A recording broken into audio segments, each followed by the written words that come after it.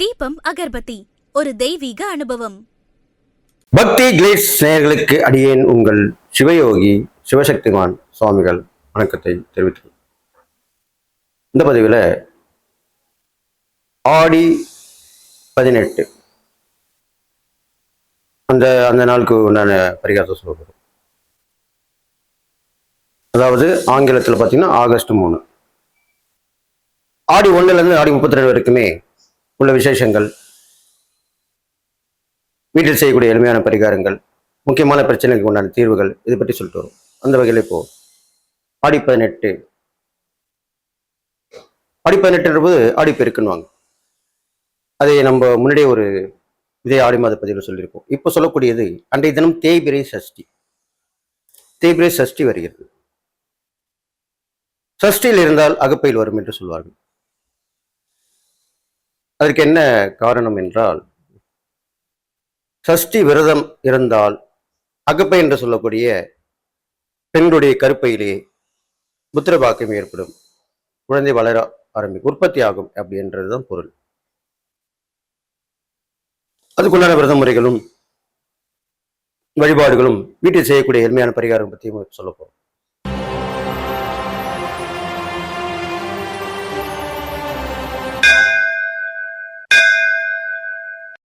ஓம் குருப்யோ நம. நற்பவி ஓம் காஞ்சிவாசாய வித்மகி சாந்தரூபாய தீமகி தன்னோ சந்திரசேகர பிரச்சோதயாத். பகலாம் வித்மகி சம்பேந்திரமி தன்னோ தேவி பிரச்சோதயாத். ஆடி 18 அன்று ஆடி பெருக்கும் கூட. நல்லா கேட்டுங்க. அன்றைய தினம் திருமணமான பெண்கள், புத்திர பாக்கியம்னா திருமணமான பெண்களுக்கு தான். திருமணம் ஆகி புத்திர பாக்கியம் இல்லாமல் இருப்பவர்கள், ஒரு வருடம் வரைக்கும் ஒரு பிரச்சனை இல்லை. அதுக்கப்புறம் தள்ளி போனாதான் பிரச்சனை. 2 வருஷம் ஆயிடுச்சு, 3 வருஷம் ஆயிடுச்சு, பல வருடங்கள் ஆகிவிட்டது என்று சொல்பவர்கள் முருகனை குறித்து விரதம் இருக்க வேண்டும்.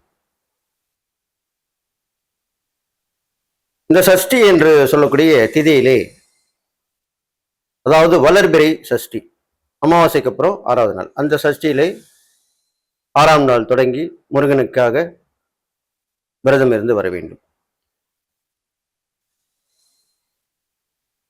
ஒரு மண்டலம் 48 நாட்கள் விரதம் இருந்து வர வேண்டும்.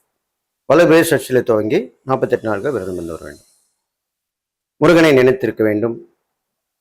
முருகனுடைய பாடல்களை பாட வேண்டும். முருகன் வீட்டில் இருக்கும் ஸ்தலங்களுக்கு சென்று வழிபட்டு வர வேண்டும்.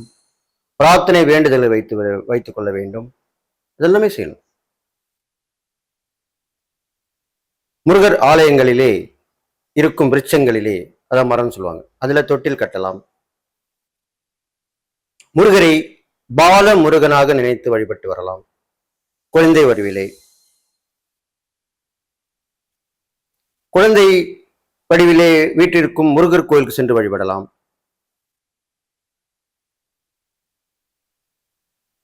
இப்ப பாத்தீங்கன்னா, இந்த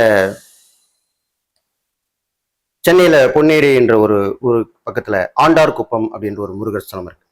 அங்க பாத்தீங்கன்னா காலையிலே குழந்தை அலங்காரம் செய்து முருகரை வழிபடுவார்கள்.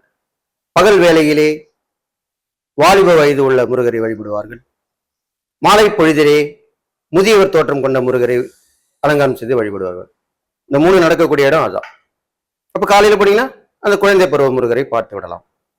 திருப்பம் தரும் ஆண்டார் குப்பம் முருகன் பிரம்மனை சிறை வைத்த ஸ்தலமாக சொல்லப்படுகிறது. இப்படியாக நீங்கள் வழிபட்டு வரலாம். புத்திர பாக்கியம் இல்லாதவங்க தான் சொல்லிட்டு வர. இவ்வாறு நீங்கள் செய்து வந்தீர்களானால் கண்டிப்பாக புத்திர பாக்கியம் ஏற்படும். அதற்குண்டான அறிகுறிகள் தென்படும். இருவரும் மனமொத்து இருக்க வேண்டும். கருத்து வேறுபாடுகளை களைய வேண்டும். இருவரும் அடிக்கடி கோயில்களுக்கு சென்று வர வேண்டும். கனி வர்க்கங்களை அதிகமாக புசிக்க வேண்டும், சாப்பிட வேண்டும் சொல்றது. பெரும்பாலும் இரவிலே வாழைப்பழம், பழம்பால் இது சாப்பிட்டு வர வேண்டும். அந்த பழம் முருகனுடைய ஸ்தலத்தில் வைத்து பெற்றுக்கொண்டு வரக்கூடிய பழமாக இருக்க வேண்டும். அல்லது எந்த தெய்வ சன்னிதானத்தில் வைத்த பழமாக கூட இருக்கலாம். முருகராலையில் தான் வைக்கணும் இல்லை, ஏதோ ஒரு கோயிலில் போயிட்டு அந்த பழத்தை வச்சுட்டு வாங்கிட்டு வந்துருக்கலாம். அந்த இறை சக்தி அந்த பழத்தில் இருக்கணும். அது இல்லாமல் பசும் பால் இதை அருந்தி சாப்பிட வேண்டும். இதெல்லாம் தொடர்ந்து 48 நாட்கள் செய்து வர வேண்டும். செய்து வந்தால் புத்திர பாக்கியம் கண்டிப்பாக உருவாகும். உற்பை உற்பத்தி தரும். எல்லாமே நடக்கும். நீங்கள் சந்தோஷப்படும் வகையிலே அமையும். இதெல்லாம் வெளில கோயில் போய் பண்ணிட்டு வரலாம், செய்யலாம். வீட்டிலே என்ன செய்ய வேண்டும்? வீட்டிலே அந்த 48 நாட்களும் கணவன் மனைவி மிகவும் அந்யோன்யமாக இருக்க வேண்டும். ஒருவர் புரிந்து கொள்ள வேண்டும். ஆசை அபிலாஷைகளை வளர்த்துக் கொள்ள வேண்டும். சின்ன சின்ன கொஞ்சல்கள் இருக்க வேண்டும். ஒருவர் மீது ஒருவர் அன்பு காட்ட வேண்டும். ஒருவருக்கு ஒருவர் உதவி செய்து வர வேண்டும். முக்கியமாக இருவருக்கும் புரிதல் இருக்க வேண்டும். இதெல்லாமே இருக்கணும். இப்படி இருந்தால் தான் அந்த புத்திர பாக்கியம் இருக்கும். 2 பேரும் இது மாதிரி இருந்து நீங்கள் சங்கமித்தால் அப்போ அந்த புத்திர பாக்கியம் கண்டிப்பாக உருவாகும். எல்லாமே பெரியவங்க சொல்லிட்டு போயிருக்கிறதா, முன்னோர்கள் சொன்னது. அது இல்லாமல் தான தர்மங்கள் அதிக அளவிலே செய்து வர வேண்டும். முக்கியமாக கை குழந்தையுடன் தான தர்மம் கேட்கும் ஆணாக இருந்தாலும் பெண்ணாக இருந்தாலும் அவர்களுக்கு தானம் அளிக்க வேண்டும். தர்மம் அளிக்க வேண்டும். குழந்தைகள் இருக்கும் அனாதை ஆசிரமம் சென்று அவர்களுக்கு தேவையானவற்றை கொடுத்து வர வேண்டும். இதெல்லாம் செய்து வரணும். குழந்தை படங்களை வாங்கி வீட்டிலே மாட்டி வர வேண்டும். பாலமுருகன், கிருஷ்ணர்ல பாலகிருஷ்ணன் இருப்பாரு, அவரு இந்த மாதிரிலாம் மாற்றி வர வேண்டும். இதெல்லாம் தொடர்ந்து செய்து வர வேண்டும். இது இல்லாமல் இந்த சஷ்டியிலே விரதத்தை ஆரம்பித்து 48 நாட்கள் தொடர்ந்து முடித்து விட வேண்டும். பால் காவடி எடுத்து வருகிறேன் என்று வேண்டிக் கொள்ள வேண்டும். நம் புத்திர பாக்கியத்துக்கு மெயினானது பால் தான். குழந்தை பிறந்தவுடன் அதுக்கு தேவை பால் தானே. அந்த பால் காவடி எடுத்து வருகிறேன் என்று சொல்ல விட வேண்டும். இதெல்லாம் செய்து வந்தீர்களானால், அதுவும் ஆடி மாதத்திலே இந்த அம்மன் மாதம் என்று சொல்லக்கூடிய இந்த ஆடி மாதத்திலே எந்த பரிகாரம் செய்தாலும் உடனே பலனளிக்கும் என்று முன்னோர்கள் சொல்லி சென்று இருக்கிறார்கள்.